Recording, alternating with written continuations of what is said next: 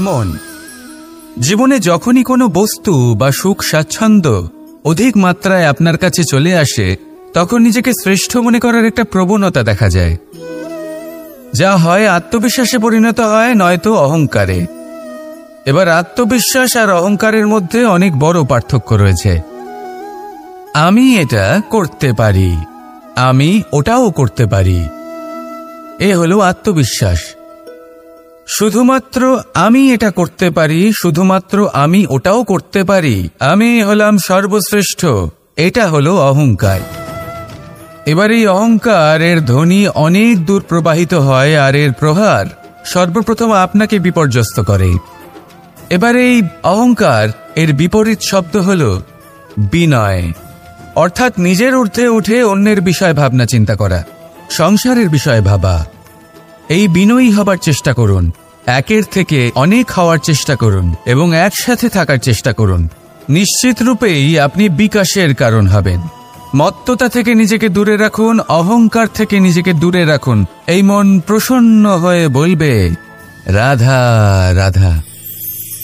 কোনো এক বস্ত্রে যদি ছোট্ট একটা ছিদ্র উৎপন্ন হয়, আর যদি আমরা তার দিকে নজর না দিই, তাহলে সময়ের সাথে সমগ্র বস্ত্র ছিঁড়ে যায় আর কোনো কাজে আসে না। যদি কোনো একটা নৌকাতে ছোট্ট একটা ছিদ্র উৎপন্ন হয়, তাহলে সময়ের সাথে পুরো নৌকাই জলে ডুবে যায়। লক্ষ্যের দিকে অগ্রসর হওয়ার সময় একটা ছোট্ট ভুল আপনি যদি করে ফেলেন, তাহলে আপনাকে তা লক্ষ্যের থেকে দূরে করে দিতে পারে। এমনটা এই সম্পর্কের সাথেও হয়ে থাকে। কোনো একটা ছোট্ট কথা, একটা ছোট্ট মনোমালিন্য যদি সম্পর্কে আসে এবং সেটা না মেটানো হয়, তাহলে সেই সমগ্র সম্পর্কটা, অনেক বড় বড় সম্পর্ক ভেঙে যেতে পারে। যদি আপনার সম্পর্কে ছোট্ট একটা ছিদ্র উৎপন্ন হয়, তাহলে প্রেমের সূচ আর স্নেহের সুতো দ্বারা সেলাই করে ফেলুন, যাতে আপনার এই সম্পর্ক অটুট থাকে এবং প্রেম দ্বারা পরিপূর্ণ থাকে। আসুন আমার সাথে ভালোবেসে বলুন, রাধা রাধা। দু রকমের প্রাকৃতিক বেগ থাকে। প্রথম হলো বর্ষা। যখন এর বর্ষণ হয়, তখন মাটিকে শীতল করে নতুন ফসল ফলায়। আর দ্বিতীয় হয় পবন, যা আমাদের সর্বদা শ্বাসবায়ু প্রদান করে। অশান্ত এই মনকে শান্তি প্রদান করে, এই ক্লান্ত শরীরে স্ফূর্তি প্রদান করে। আমাদের জীবনে যত আবেগ আছে, তা হয় বর্ষার মতো হওয়া উচিত, নয় হওয়া উচিত পবনের মতো। ক্রোধ, মতভেদ, বিবাদ, এগুলো হওয়া উচিত বর্ষার মতো। অর্থাৎ কিছু সময় পরে যেন এরা নিজে থেকেই ছিন্ন ভিন্ন হয়ে চলে যায়। আর যদি পবনের মতো কোনো আবেগ থাকা উচিত, তা হল প্রেম, যা সর্বদা শ্বাসবায়ু প্রদান করে, সবসময় সাথে থাকে। একে আমরা অনুভব করতে পারি না, কিন্তু এই আমাদের অনুভব করার জন্য প্রাণবায়ু প্রদান করে। আর যখন চক্রবাতের মতো সে ভয়ঙ্কর হয়ে ওঠে, তখন সমগ্র সংসার বদলে দেয়।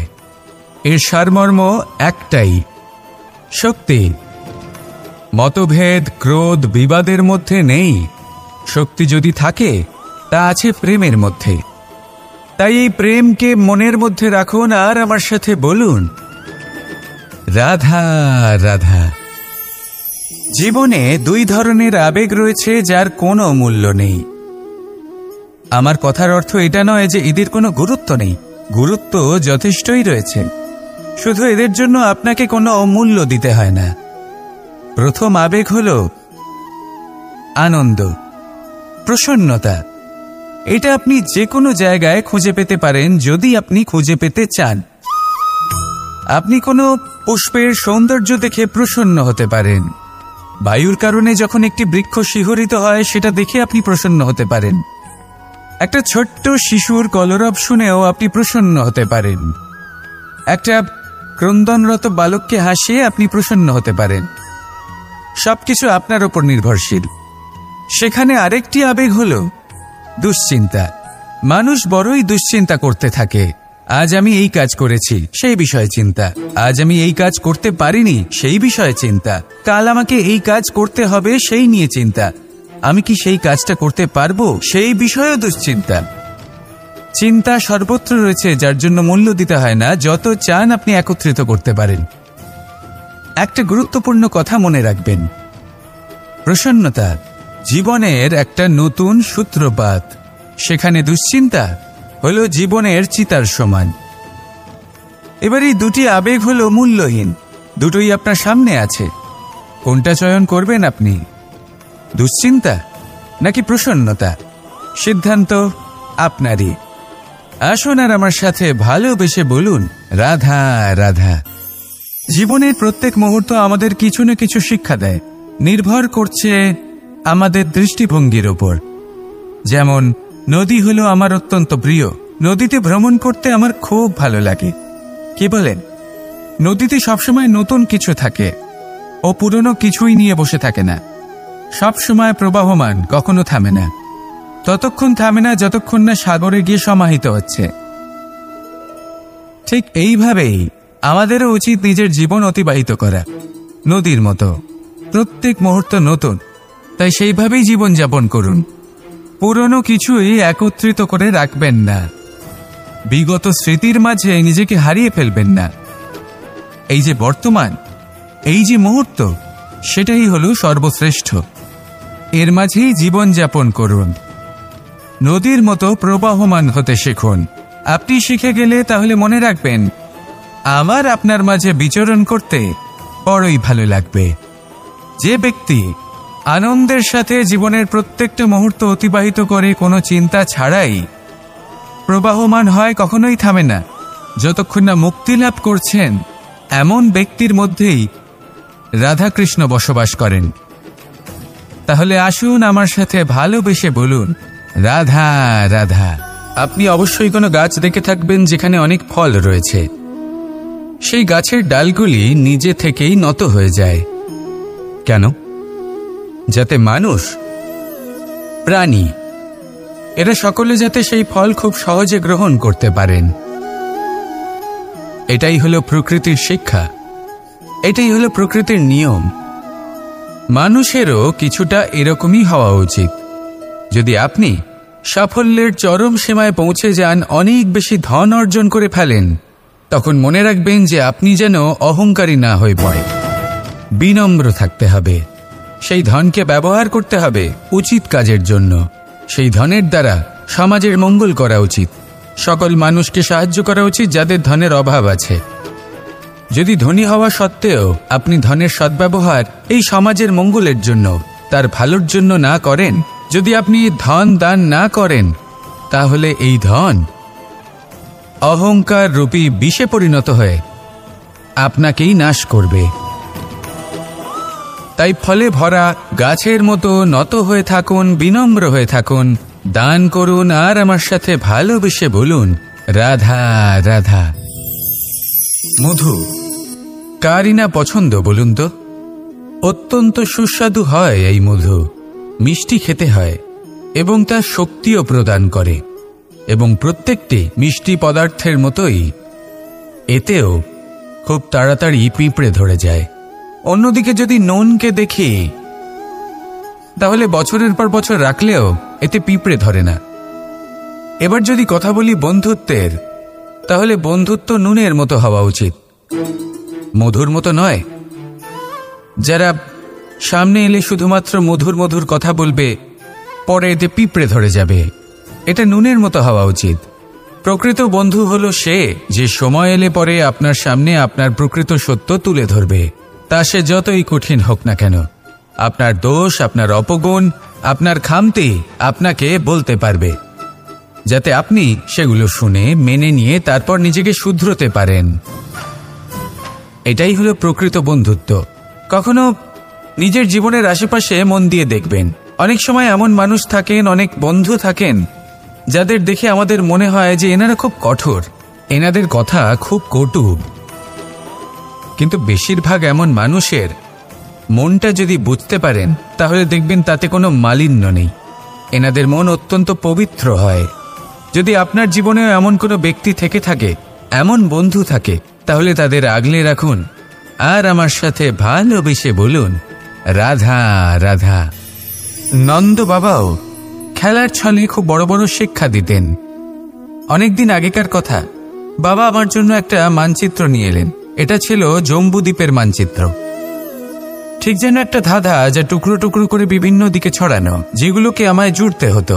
ব্যাস শুধু এটুকুই ছিল আমার কাজ।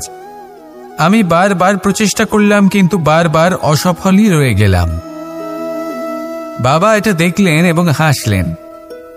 বাবা বললেন, একটা কাজ করো, এই প্রত্যেকটি অংশকে উল্টে রাখো। আমিও উল্টে রাখলাম। তারপরে দেখলাম প্রত্যেক অংশে মানুষের শরীরের কোনো না কোনো অংশ চিহ্নিত। কোথাও হাত আছে, পা আছে, কোথাও মুখ আছে। বাবা বললেন যে এবার এটা জুড়তে চেষ্টা করো। আমিও জুড়ে দিলাম। মানুষের মানচিত্র পূর্ণ হলো। এবার বাবা বললেন, এটা উল্টে রাখো, মানচিত্র পূর্ণ আকার ধারণ করেছে। আমি বললাম, ঠিক আছে। আমি উল্টে রাখলাম। দেখলাম জম্বুদ্বীপের মানচিত্র পূর্ণ হয়েছে। বাবা বললেন, যদি দেশকে সফল করে তুলতে চাও, শক্তিশালী করতে চাও, স্থির বানাতে চাও, তাহলে সবার আগে দেশবাসীকে একত্রিত করতে শেখো। সকল সৈন্যগণ যখন একজোট হয়ে দাঁড়াবে, তখন দেশের শক্তি আরও বেড়ে যাবে। শুধু তাই নয়, বাবা বললেন, যদি ভালোবাসার সাথে জড়িয়ে পড়ো, তাহলে পরমাত্মাও তোমার সামনে এসে দেখা দেবেন। তাহলে এটাই করুন আর আমার সাথে ভালোবেসে বলুন, রাধা রাধা। এই সংসারের সবথেকে বড় সত্যি হলো জন্ম এবং মৃত্যু। কিন্তু আরো বড় একটা সত্য আছে, মিত্র এবং শত্রু, যা আমাদের সকলের জীবনে থাকে। মিত্র সে যে আমাদের সঙ্গ দেয় এবং সংসারের সবথেকে উঁচু শিখরে আমাদের নিয়ে যায়, এবং শত্রু সে যে যে কোনো মুহূর্তে যে কোনো শিখর থেকে আমাদের নিচে ফেলে দিতে পারে। এবার বিচিত্র ব্যাপার হলো এটাই যে আমরা নিজেরাই এদের সাথে নিয়ে চলি, নিজেরাই এদের পালন করি। তা কি করে? প্রথমে বুঝুন, এই মিত্র এবং শত্রু কারা?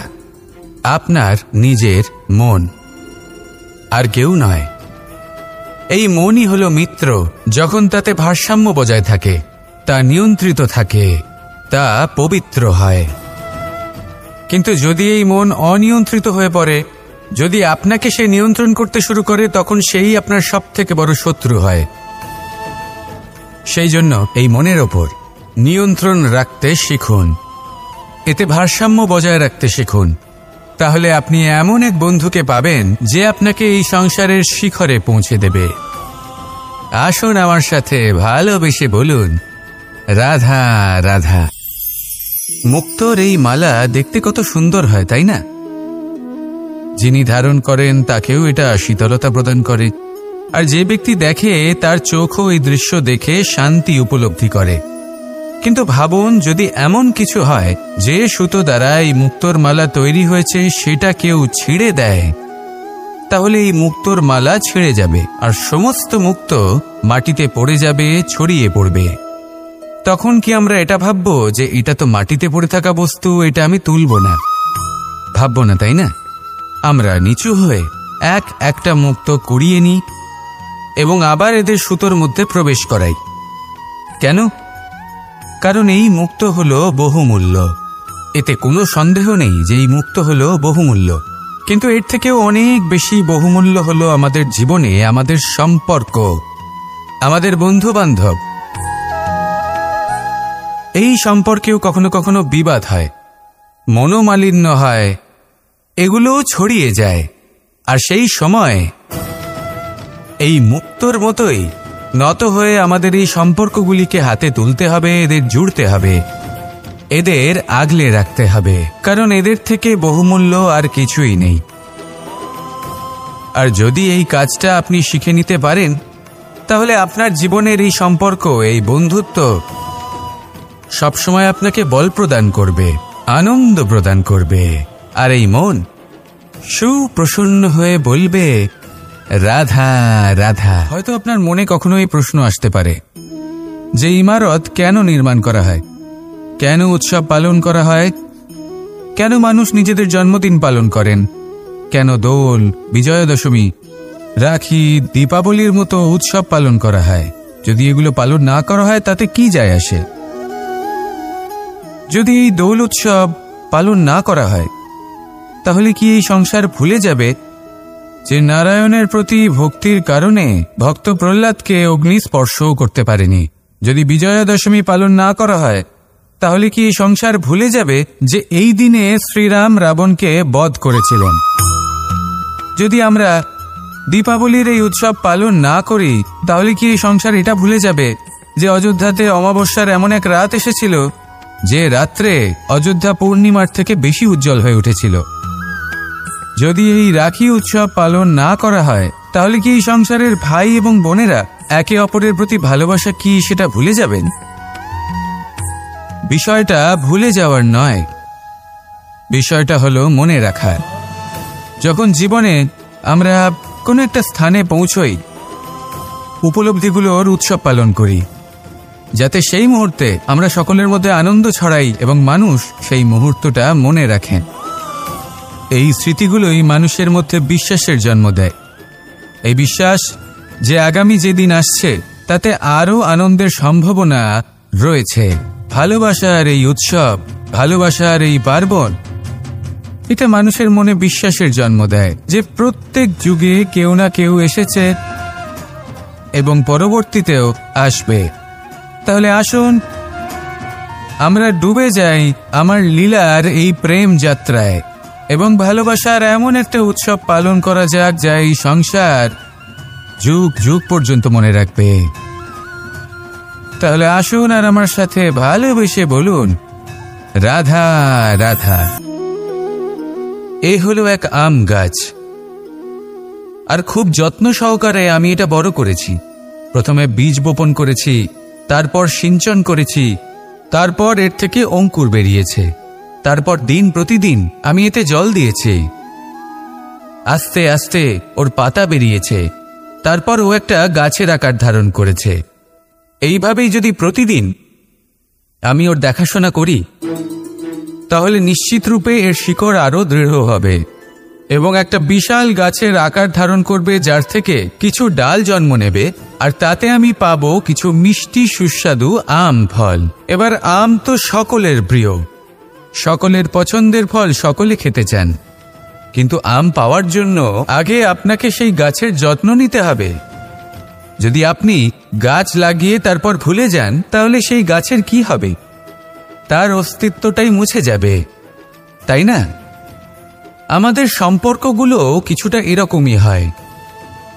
যদি সম্পর্ক জুড়ে আপনি ভুলে যান, তাহলে তার অস্তিত্বই মুছে যাবে। তাই শুধুই সম্পর্ক গড়বেন না, তাকে পালনও করুন। নিশ্চিত রূপে আপনার এই সম্পর্করূপী বৃক্ষের ডালে আনন্দের মিষ্টি সুস্বাদু আমফল নিশ্চয়ই পাওয়া যাবে। তাহলে প্রত্যেক দিন প্রত্যেক সম্পর্ক পালন করুন, তার থেকে আনন্দ লাভ করুন। এই মন ভালোবেসে বলবে, রাধা রাধা। মানুষের জীবন দেখলে এতে সংকটও আসবে, বিপদও আসবে, অনেক সমস্যাও আসবে।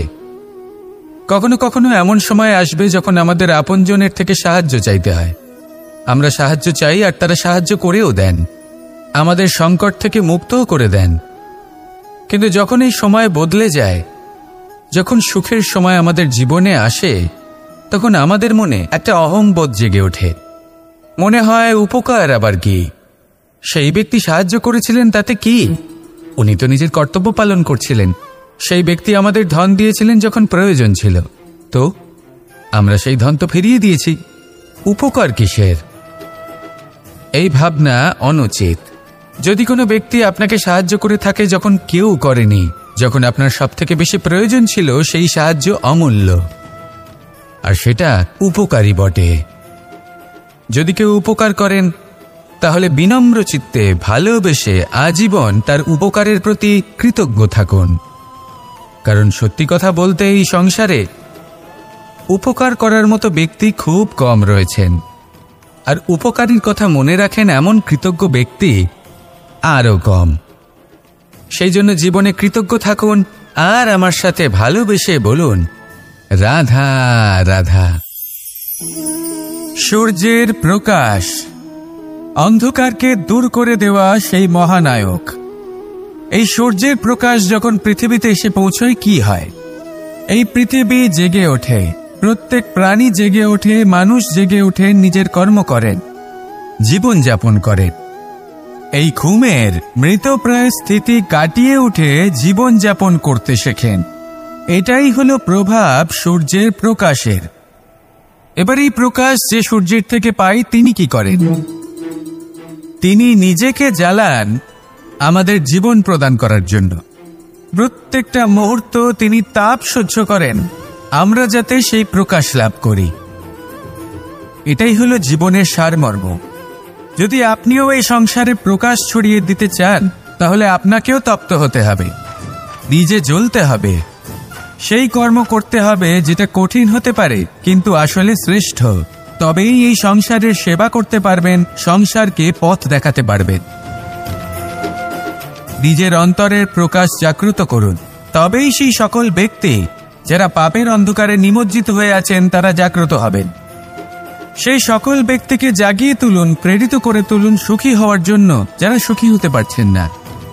সেই সকলকে প্রেরিত করুন সাফল্য লাভের যারা সফল হতে পারছেন না। নিজের অন্তরের সূর্যকে জাগ্রত করুন, চারিদিকে শুধু প্রকাশই প্রকাশ হবে, জীবনই জীবন থাকবে, আনন্দই আনন্দ থাকবে, আর এই মন বারবার প্রসন্ন চিত্তে বলে উঠবে রাধা রাধা। ধন, সম্পত্তি, এগুলো আসলে কি? এগুলো শুধু সেই মূল্য যার দ্বারা আমরা কোনো কিছু অর্জন করতে পারি।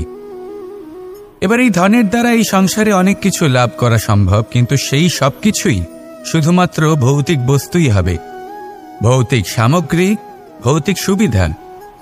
অর্থাৎ আপনার কাছে যতই ধন থাকুক তা আপনাকে শান্তির ঘুম এনে দিতে পারবে না, আপনাকে জীবনের বাস্তব সুখের অনুভূতি লাভ করাতে পারবে না, কারণ এগুলো ভৌতিক ধন। এ ভৌতিক বস্তুই অর্জন করাতে সক্ষম। বাস্তবিক ধন কি? যদি এই প্রশ্ন আপনার মনে আসে তাহলে তার উত্তর আমি আপনাকে দেব একটা উদাহরণের মাধ্যমে। কখনো আপনি শুনে থাকবেন যে একজন পিতা আজীবন অনিষ্ট করেন, অনর্থ করেন, খারাপ কাজ করেন শুধু ধন অর্জনের জন্য। তিনি ভাবেন যে আমি ধন অর্জন করব আর নিজের সন্তানকে একটা উজ্জ্বল ভবিষ্যৎ প্রদান করব, একটা সুখ স্বাচ্ছন্দ্যময় জীবন দান করব। এবার সন্তান যখন জন্ম লাভ করে তখন সে ভাগ্যের জোরে সেই ধন ভোগ করে। যেরকম সে পায় সেরকমই তার ব্যবহার সে করে। কখনো আপনি এটাও দেখে থাকবেন যে সেই সন্তান সমস্ত ধন নষ্ট করে ফেলে, আর সেই পিতা যিনি সমস্ত ধন সঞ্চয় করেছেন, যিনি সেই ধনের প্রভু, আজ সেই ধনের প্রহরী হয়ে রয়েছেন। এবার এরকম কেন হয়? এরকম তখনই হয় যখন সেই পিতা বুঝতেই পারেন না যে তার জীবনের আসল ধন কি। সেই আসল ধন তার সন্তানকে সে দিতেই পারে না। যদি পিতা তার সন্তানকে কর্মের জ্ঞান দিতে পারেন, উচিত কোনটা অনুচিত কোনটা সেই শিক্ষা দিতে পারেন, সংস্কারের প্রকৃত শিক্ষা দিতে পারেন, তবে সেটা ধনের থেকে অনেক বেশি গুরুত্বপূর্ণ। এটাই হলো জীবনের বাস্তব ধন।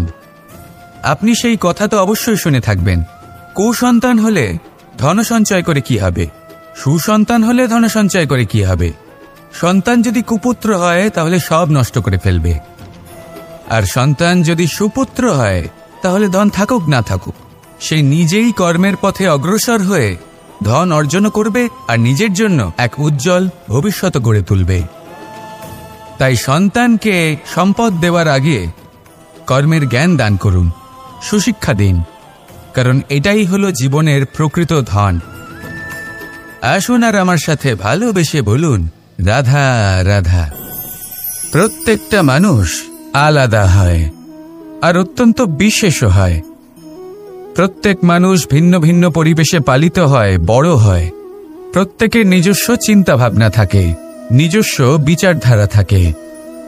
যখন অনেক ভিন্ন বিচারধারা একত্রিত হয়ে যায় তখন শুরু হয় বিবাদ। এবার এই বিবাদের সময় আপনি দেখবেন দুই ব্যক্তি যাদের মধ্যে এই বিবাদ হচ্ছে সবসময় এটা প্রমাণ করতে চান যে তার সামনের ব্যক্তি এবং তার ভাবনা, তার বিচারধারা বা তার বক্তব্য হলো অনুচিত। এবার এটাই যদি প্রেমপূর্বক রূপে আপনি ভেবে দেখতে চেষ্টা করেন যে সামনের ব্যক্তিটির বক্তব্য, তার মানসিকতা আসলে কি, তাতে উচিত ঠিক কি, সেটা আমরা বুঝতে পারি। একদিকে হলো এই বিবাদ যা আপনাকে সামনের ব্যক্তিটিকে অনুচিত প্রমাণ করতে বাধ্য করে, আর অন্যদিকে হলো প্রেম যা সামনের ব্যক্তিটির যুক্তি বুঝতে সাহায্য করে, তাতে উচিত কি রয়েছে সেটা বুঝতে বাধ্য করে। তাকে মহান হয়ে ওঠার পথে অগ্রসর হতে বাধ্য করে।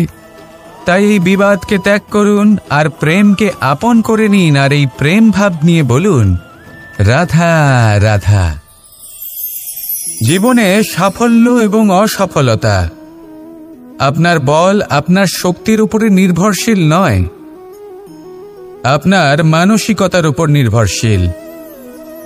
যদি কোনো ব্যক্তি দৃঢ় নিশ্চয় করে নেয় তাহলে সে কখনো হারে না। যদি কেউ হার মেনে নেয় তাহলে সে কখনোই জিততে পারে না। শেষ পর্যন্ত কি হয়? এই ভাবনাই সত্য হয়ে সামনে চলে আসে, আর এই ভাবনাই পরবর্তীকালে ইতিহাস রচনা করে। সেই জন্য আপনি যদি চান আপনার নাম ইতিহাসে থাকুক, তাহলে দৃঢ় হতে শিখুন। ইতিবাচক ভাবনার সাথে, পরিশ্রমের সাথে এগিয়ে চলতে থাকুন।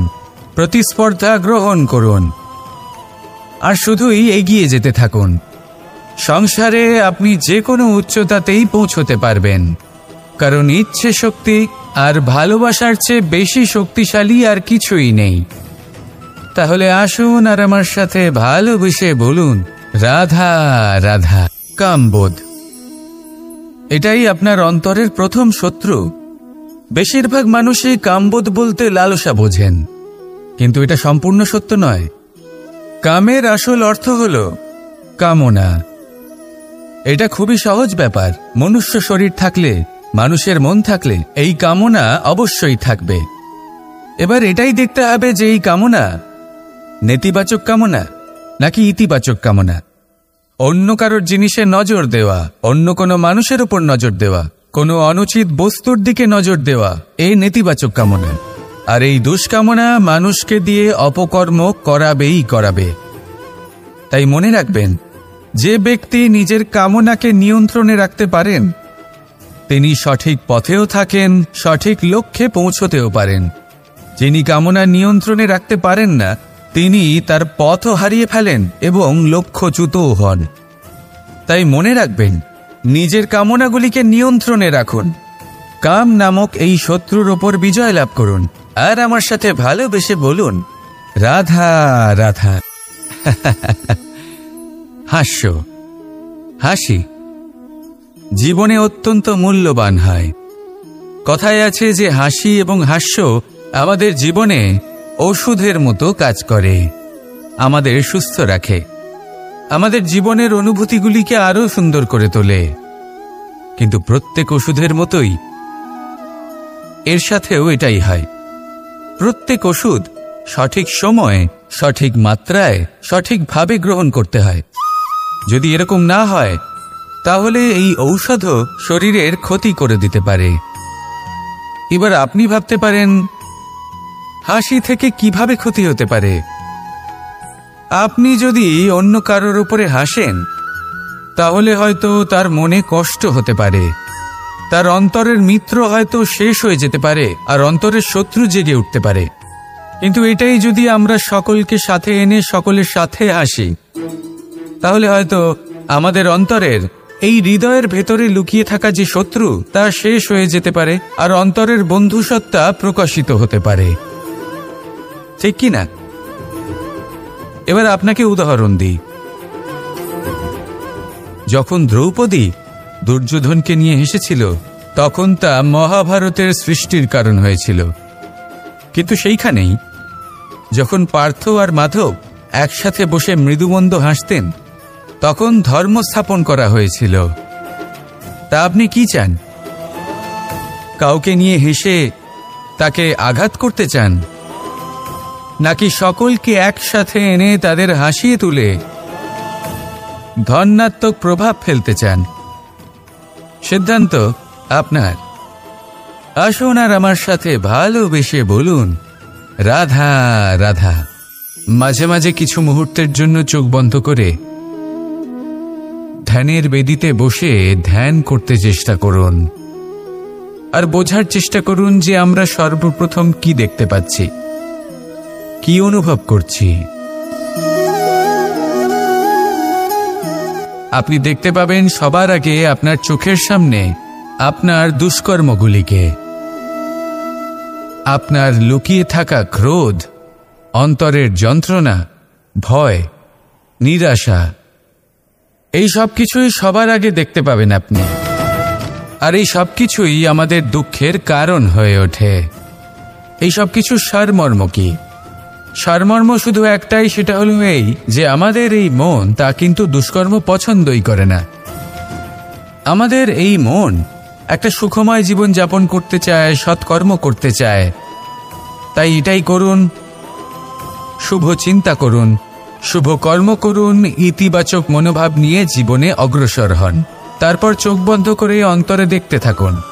দুঃখের আভাসই পাবেন না। এই মন প্রসন্নতা এবং প্রেমের দ্বারা পূর্ণ হবে এবং বারবার বলে উঠবে, রাধা রাধা। ছোটবেলা থেকেই আমি গরু চড়িয়ে অভ্যস্ত, সেই জন্য সকলে আমাকে গোপাল নামে ডাকত। কিন্তু গোপাল হয়ে আমি একটা অমূল্য শিক্ষা লাভ করেছি। আমি দেখেছি যে গৌশালাতে অনেক বাছুরের মধ্যে একটি গাই তার নিজের বাছুরকে অবশ্যই চিনে ফেলে। যেখানে সমস্ত বাছুর একই রকম দেখতে এবং প্রত্যেকের স্বরও সমান, তারপরেও সকল বাছুরের মধ্যে নিজের বাছুরকে ঠিক চিনতে পেরে যায় এবং তার সাথেই থাকে। ঠিক এইরকমই কিছুটা হয় আমাদের কর্ম এবং তার কর্মফল। আপনি সবার মাঝে থেকেও কোনো কর্ম যদি করেন, সেই কর্মফল সবার মধ্যে আপনাকে চিনে ফেলবে এবং আপনার সাথেই থাকবে। তাই যখনই কর্ম করবেন ভেবে চিন্তে করবেন। কোনো কর্ম করার আগে একবার ভেবে দেখুন, তাহলে জীবনে বারংবার অনুতপ্ত হতে হবে না। কারণ বিষয়টা কিছুটা এরকম যে এই সংসারে আপনি কাল, কর্মফল এবং সময়, এই তিনের হাত থেকে কখনো লুকোতে পারবেন না, কখনো পালাতেও পারবেন না। আসুন আমার সাথে ভালোবেসে বলুন, রাধা রাধা। আভূষণ, কার না ভালো লাগে এই আভূষণ? আমরা পরিশ্রম করি, ধন অর্জন করি আর আভূষণ কিনে থাকি, কখনো নিজের জন্য, কখনো বা তাদের জন্য যাকে আমরা ভালোবাসি, বা তাদের জন্য যাকে আমরা সম্মান করি। হয়তো সেই জন্যই সীতা চূড়ামণি ধারণ করেছিলেন এবং আমি সামন্তকমণি। কিন্তু এটাই কি সেই প্রকৃত আভূষণ যা আপনার মূল্য বৃদ্ধি করে? না। শ্রীরামের আভূষণ হল ওনার নম্র ভদ্র ব্যবহার। মাতা সীতার আভূষণ হল ওনার সততা, ওনার নিষ্ঠা, ওনার ত্যাগ। অর্জুনের আভূষণ ছিল ওনার একাগ্রতা। রাধার আভূষণ ওনার প্রেম। এই আভূষণ কোথাও নেই, আপনার মনে আছে। যদি আপনার মনে মিষ্টতা থাকে, তা শান্ত হয়, তাতে সততা থাকে, নিষ্ঠা থাকে এবং প্রেম থাকে, তাহলে আপনার অন্য আর কোনো আভূষণের কোনো প্রয়োজন নেই। আপনি যতই ভিড়ের মাঝে থাকুন, আপনার ঔজ্জ্বল্য চোখে পড়বে। আসুন আর আমার সাথে ভালোবেসে বলুন, রাধা রাধা। সুখ এবং দুঃখ, এই দুই হলো আমাদের জীবনের অবশ্যম্ভাবী এবং গুরুত্বপূর্ণ অঙ্গ। আমাদের সকলের জীবনে কখনো সুখও আসে, আবার কখনো দুঃখও আসে। আমরা সবসময় ভাবি আমরা কিভাবে সুখ লাভ করব, কিভাবে আমরা দুঃখ থেকে দূরে থাকতে পারি। আর এই জীবনে যা কিছুই ঘটুক না কেন, সেই সব কিছু আমরা সুখ এবং দুঃখের মাপদণ্ডে মেপে থাকি। এবার এখানে একটা ছোট্ট বিষয় আছে। এটা ভেবে দেখতে হবে যে কে আসলে সুখী ব্যক্তি। সুখী ব্যক্তি হলেন তিনি যিনি নিজের জীবনে নিজের কর্মের বিশ্লেষণ করে থাকেন, সেই বুঝে পদক্ষেপ নেন। উনি কি করতে চলেছেন সেটা উনি জানেন।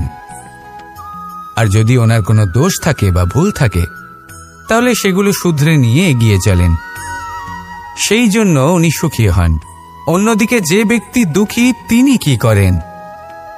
তিনি নিজের উপর নয়, অন্যের উপর নিজের নজর রাখেন যে তিনি কি করছেন, কিভাবে কর্ম করছেন। ওনারা অন্যের নিন্দা করেন, অন্যের সাফল্য দেখে ঈর্ষা করেন, ক্রুদ্ধ হয়ে যান, ওনাদের বাধা দিতে চেষ্টা করেন। সেই জন্যই তো ওনারা দুঃখী হন। এই সংসারে এমন অনেক ব্যক্তি আছেন যারা এই কারণে দুঃখী নন যে তাদের জীবনে দুঃখ আছে। তারা এই কারণে দুঃখ পান কারণ অন্যের জীবন অনেক বেশি সুখের। দেখুন, শেষ পর্যন্ত আপনাকে নিজের কর্মের প্রতি মনোসংযোগ করতেই হবে, অন্যের প্রতি নয়। কারণ আপনার জীবনে আপনার কর্ম হলো এমন একটা জিনিস যা আপনার নিয়ন্ত্রণে আছে। নিরন্তর চেষ্টা করতে থাকুন, নিজের কর্মকে বুঝতে শিখুন, শুধরে নিন, নিজেকে শ্রেষ্ঠ করে তুলুন। তখন সাফল্য নিজে থেকে আপনার কাছে আসবেই, আর এই মন প্রসন্ন হয়ে বলবে, রাধা রাধা। প্রেমের পরিভাষা আসলে কি? ভিন্ন ভিন্ন ধরনের ব্যক্তি, ভিন্ন ভিন্ন ধরনের প্রেমী, আলোচক বিভিন্ন ধরনের পরিভাষা প্রদান করেন এই প্রেম নিয়ে। কিন্তু প্রত্যেকের মনেই কখনো কখনো এই প্রশ্ন এসেছে, এই ভালোবাসা আসলে কি? নিজের প্রিয়তমকে জয় করাই কি প্রেম? চার হাত এক হয়ে যাবার নামই কি প্রেম? নিজের আবেগ ব্যক্ত করাই কি ভালোবাসা? না, প্রেমের অর্থ কাউকে লাভ করা নয়, বরং তার মাঝে বিলীন হয়ে যাওয়া। যদি কারোর হাত ধরে থাকি, তাহলে আজীবন তার সাথে পথ চলা হলো প্রেম। প্রেম শুধুমাত্র সেটা নয় যা প্রেমী আর প্রেমিকার কেশদামে মালা বেঁধে দেয়। মাতা পিতার জন্য দিনরাত পরিশ্রম করা, নিজের পরিবারের জন্য দিনরাত পরিশ্রম করা, সেটাও প্রেম। নিজের বন্ধুদের জন্য, আপনজনের জন্য সবকিছু উজাড় করে দেওয়ার নাম হলো ভালোবাসা। নিজের মাতৃভূমির জন্য সাহসের সাথে লড়াই করা এবং আনন্দে নিজের জীবন ত্যাগ করে দেওয়াও কিন্তু প্রেমের নামান্তর। সেই জন্য যারা বুদ্ধিমান ব্যক্তি, তারা কখনো প্রেমের পরিভাষা খুঁজতে চান না, কারণ তারা জানেন যে এই প্রেম কতটা বিশাল। তারা জানেন যে এই প্রেম হলো এক বিশাল সাগর, যাকে নিজের মুঠোয় ধরে রাখা যায় না। সেই জন্য এই প্রেমের সাগরে ডুবে যান এবং সকলকে ভালোবাসতে শিখুন। যদি সবাইকে ভালোবাসতে পারেন, তাহলে তাদেরও কল্যাণ হবে যারা আপনাকে ভালোবাসে, তাদেরও কল্যাণ হবে যাদেরকে আপনি ভালোবাসেন, আর আপনারও কল্যাণ হবে। আর তখন এই মন ভালোবেসে বলবে, রাধা রাধা।